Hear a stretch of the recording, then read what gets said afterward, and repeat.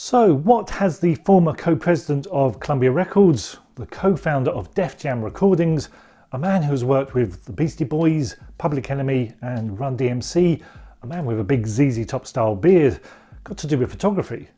Well, quite a lot actually.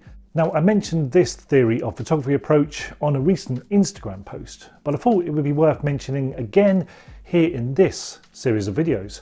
So Rick Rubin, the man with the big beard, is a famous record producer and, as mentioned, has worked with some of the top hip-hop acts in the 80s. More recently, however, he has worked with many rock and metal acts like the Red Hot Chili Peppers and Metallica, and his approach for these big established groups when they're working on their next record he is producing for them is to tell them to think back how they were when they first started out, to try and capture that hunger, that energy and excitement of when they were making their very first album. Now, it's a bit of a cliche idea, I admit, but I do like the principle of his thinking, and I think it can work for your photography too.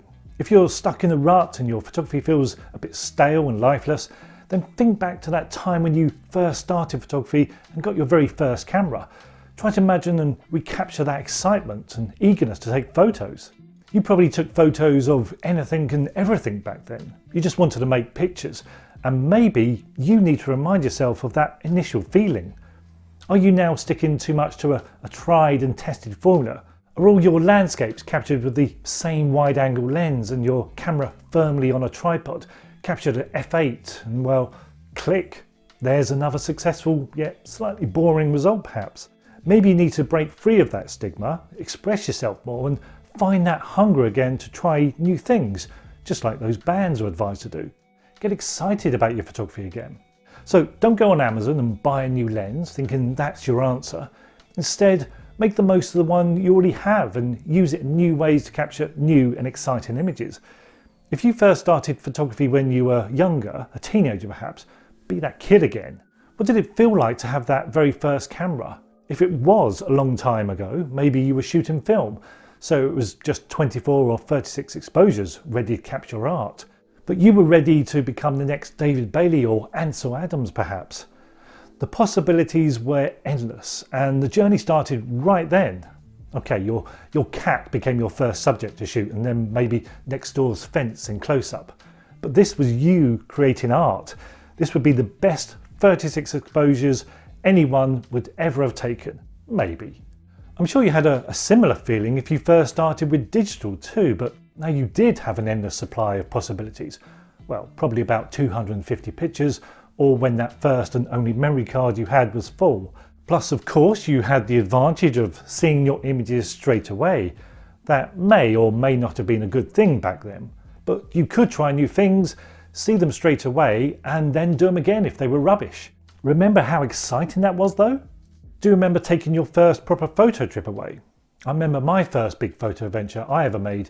It was a 3-day trip to the Lake District. Unfortunately, it was badly timed in the height of summer and mainly shooting during the middle of the day.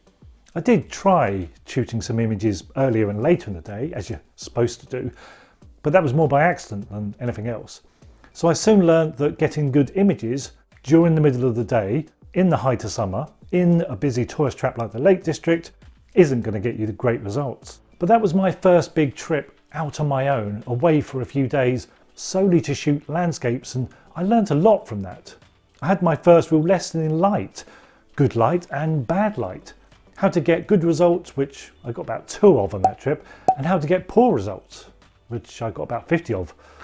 I remember though how exciting that trip was, taking my first proper landscape photos. I was a landscape photographer now. I had a camera, a wide-angle zoom lens and a tripod. For me, it was film back then, so no instant feedback, but I was officially a photographer now. And anytime now I want inspiration to get creative, I think back to that very first trip out with my new camera.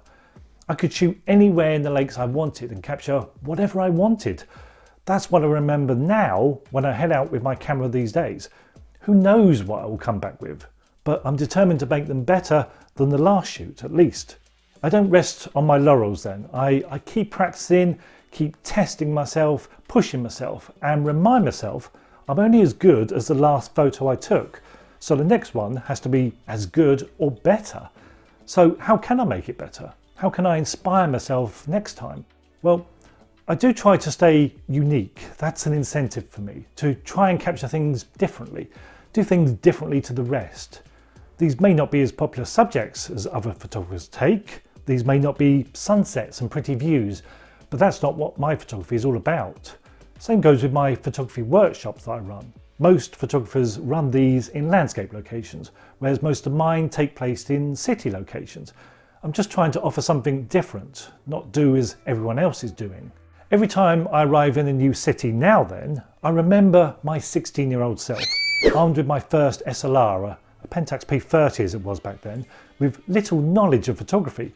I was always determined to capture the best images anyone had ever taken. I was going to be the next big thing to happen in photography, my new chosen hobby. But of course it took many years before I made any impact in photography, at least in my chosen genre. But I still have that same approach now. You just wait to see how I capture this location. Wait till you see what I make of this place. These would be the most original views any photographer has ever taken. Well, whether that works or not is for others to decide, but you can't fault my enthusiasm, can you? So for me, that's the Rick Rubin effect. I'm ready to make my new record, image, and have that hunger to capture something new and exciting every time I go out. And maybe this can work for you too. It's just thinking with a different mindset. Right, next video, next time, I'll be suggesting that you say what you see using 3 little words. So if you want to know what that's all about, subscribe and join me on the next video.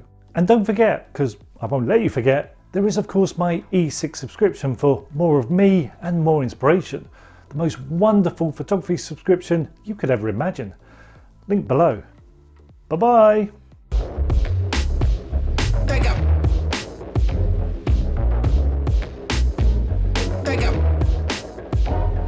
got problems with